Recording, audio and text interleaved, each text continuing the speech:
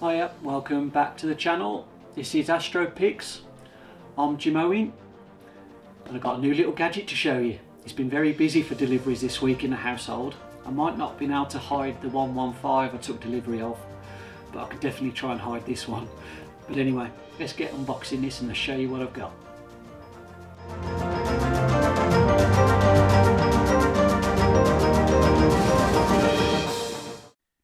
Welcome back to the channel, and it's great to see so many new subscribers, and a big shout out to all those who have actually used the buy me a coffee link and actually bought me a coffee.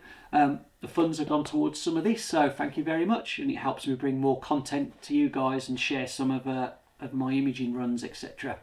So yes, I took delivery of this. This is the iOptron HST. It's a neat little tracking mount that I'm going to be using on a few trips that we've got planned later this year. It's so small and compact it'll fit in your camera bag, so I'm really excited to share this with you. So let's get unboxing it.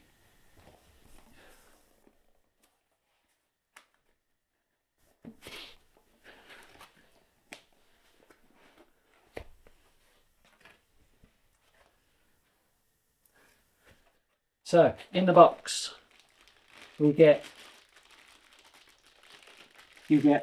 the HST. It's very light. I've got some scales here in a minute. I'm going to put it on the scales and we'll see what it weighs. But yeah, that's nice and compact, and as I said, it's lovely and small. And in here you get a Allen key, wrench and the charging cable. I've also bought with it a ball mount, and I've also bought an EQ wedge to use it on my tripod. I'm going to plan to put it all on my Manfrotto tripod that I've got here, a nice sturdy tripod, and I'll be using it in conjunction with my full frame Nikon Z5 here, and I've got the Viltrox 20mm f2 lens that I bought. So looking forward to doing some Milky Way and some nice nightscape photos with this particular little device. But let's look at this device in some more detail. Right then, let's have a look and see what we got. So you've got your on-off switch. I'll try and bring this a bit closer. You've got your on-off switch here. You've also got your various tracking modes. So you've got your solar, your lunar, your side reel, and there's also a special one here that's it's half speed, and that's designed for Milky Way. So yeah, it's something I've not tried before, is Milky Way imaging. I'm really looking forward to trying that during the summer. I thought it gives me something to do during the summer months. I'm really looking forward to doing that. I have done a bit of landscape photography because my background is wedding photography, but I have done a little bit of landscape photography just as on holiday, etc. But I'm really looking forward to trying a new skill and learning how to do some Milky Way stuff. So if you've got any good links or videos that you've used, if you do Milky Way photography or use this particular device, please put them in the comments below, because I'm on a new learning curve. So that'd be great if you could share those. So you've got your charging point here. The battery life is approximately 5 hours, depending on the conditions, obviously, but you can run it from a battery pack if needed, but it's like fully rechargeable. Yeah, you get about 5 hours use, which, to be fair, for Milky Way use is more than sufficient. So the ball head will be attaching there, and obviously the EQ mount will be going here. So let's just open up those two bits.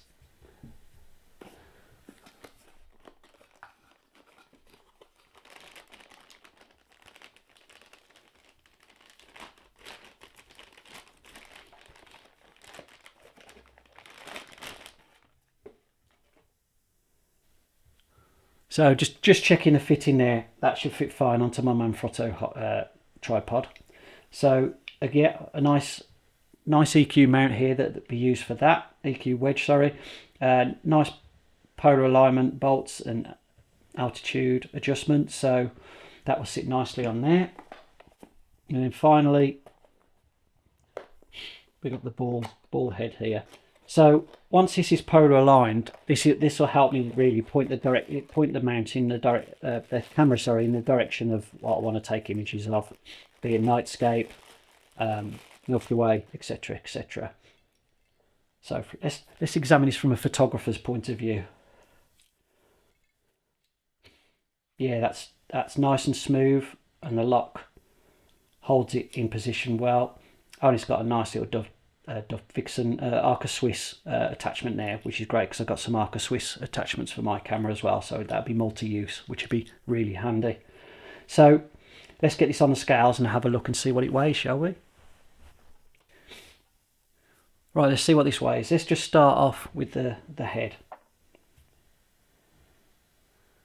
So that's 8 grams 12. So it's nice and light. With the ball head, takes it up to just over 1.1 kilograms.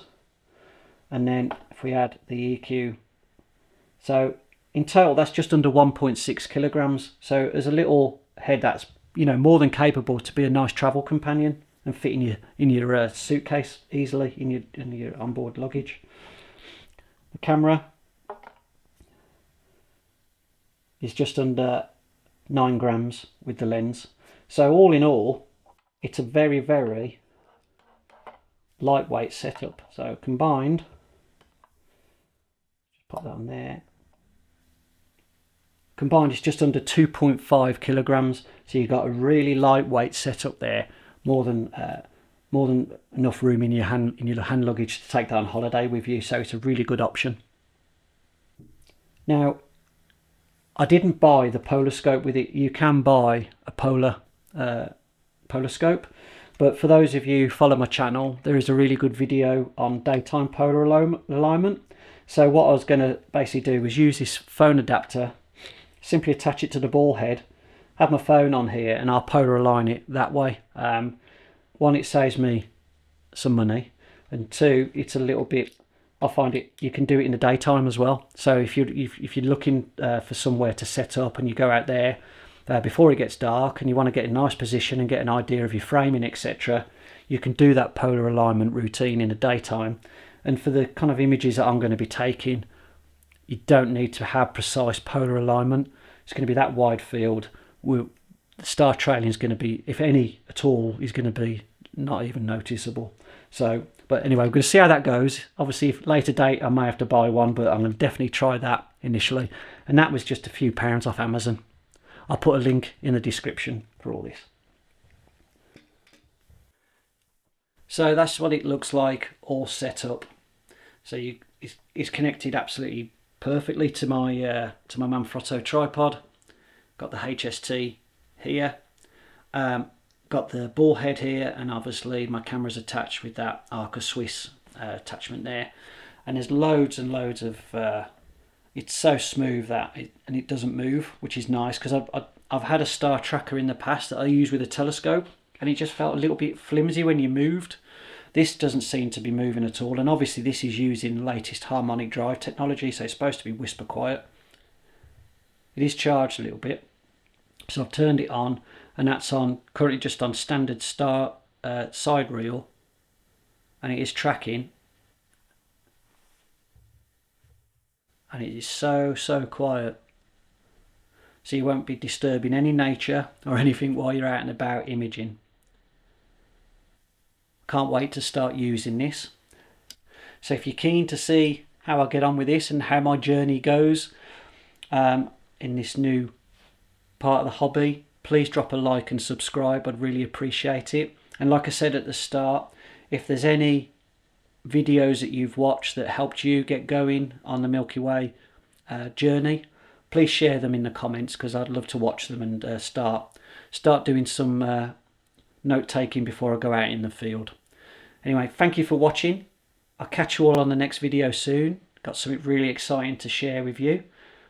And I just want to wish you all clear skies. Until then, bye bye.